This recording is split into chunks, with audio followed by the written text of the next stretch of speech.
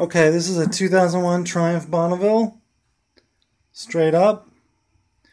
Bike was running just perfectly fine. Went to start it. It was cranking. Made a loud noise. And now it's just making a whirring noise. So here's what happens. Battery looks good. Lights come on. I've got a charger hooked up here just to eliminate that. But here's what happens. This is the starter here.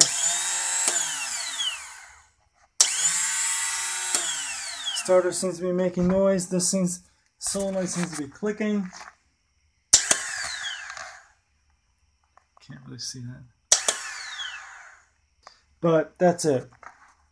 And I get the feeling that there's some sort of mechanism that is not making it crank. Looking for any thoughts, suggestions, please.